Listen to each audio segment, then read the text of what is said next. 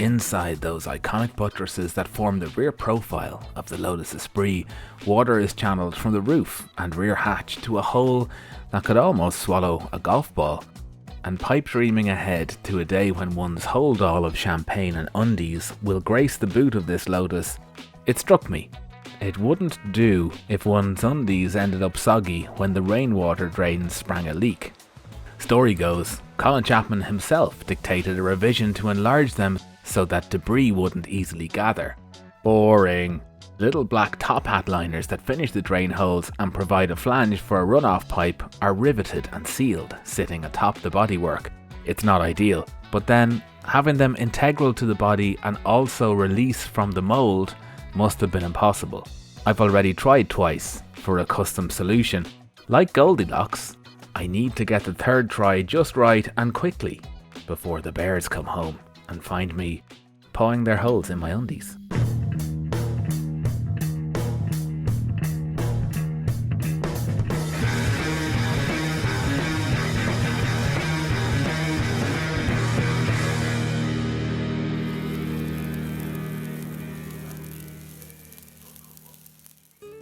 The first bowl of porridge was the wrong shape, and the second the wrong size. But hopefully this third bowl, don't want to say third bowl, will do the biz. Yes, those are tiny air bubbles, but I'm really not concerned by them. There'll be plenty of finishing done on these before the day is out. Now while we wait for that to go off, I have another little bit of making this car my own, and for the first time in a while, it's metalwork.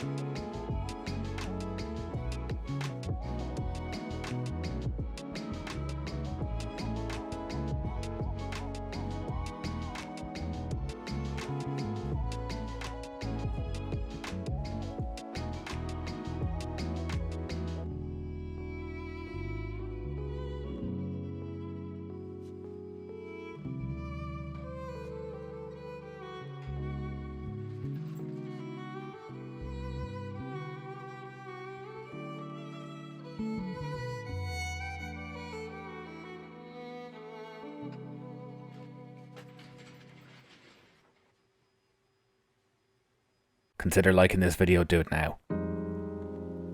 I've gotten serious about the looming paintwork, and while you don't necessarily need to see the preparation, I need you to see it.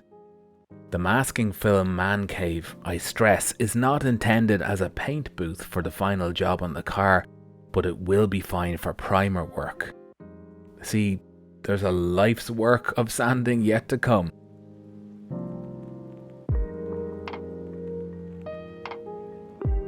There's no sense in moving the car downstairs for it. When it's coming down, it's staying down.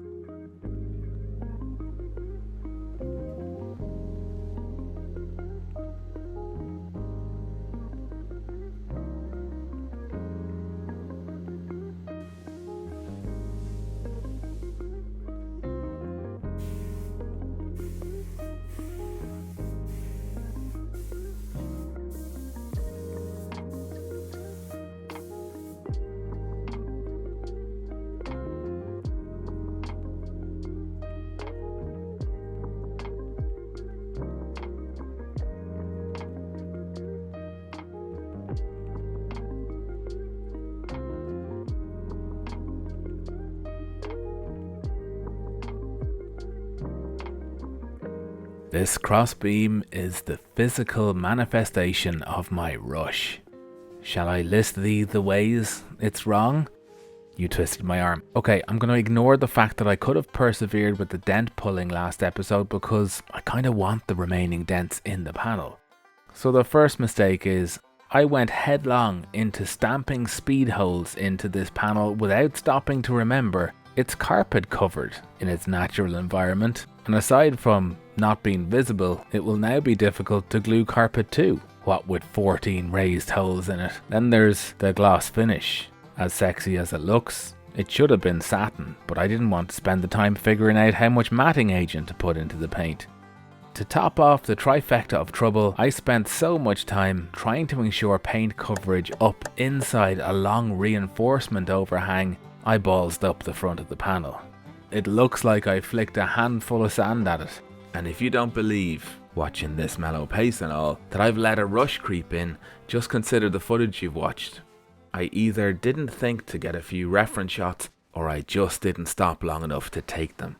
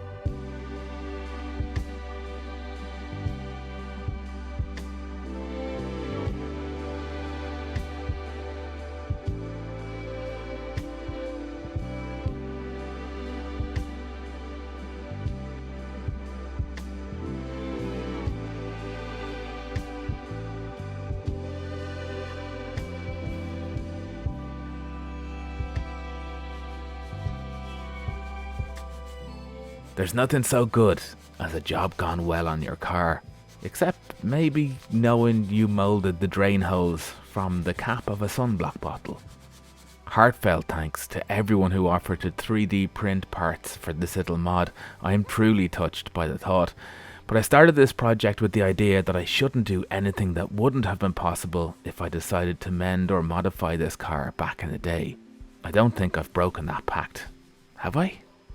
Either way, the rush means I wasn't willing to wait for post to land. And speaking of waiting, if the pressure hadn't kicked in before, it's here now. You've no idea all the little jobs I'm doing in the background, hence cleaning off the chassis. There are lots of glossed over details there. I've sorted the bumper stroke rear valance panel fit issue, if you remember that, and I'm constantly going back over repair details I wasn't happy with but had left in favour of getting a video out. I do detail some in the Patreon behind the scenes videos, but there are more than even that. That's the least I can do for the people who bankroll my work, and I'm blessed to have you. Jonathan Pierce, Oscar Luthi, Prolux Electronics, Matt Lovering, Patch, Mike Mondragon, or Mondragon, Alan Stiley, Anthony, Rob Bernardino, Richard Shirey, Andrew Howlett, Simon Kelly, Stu Keane, Kieran Van Aspert, Richard Tate, Frank de Groot, Derek Hutchison, Michael Stam, Alexander Derkach, and Martin Putz, and all my patrons. Thank you for sticking by. I'll see you next week with an update, and a little after that with another episode. Until then, stay stuck in, and good luck.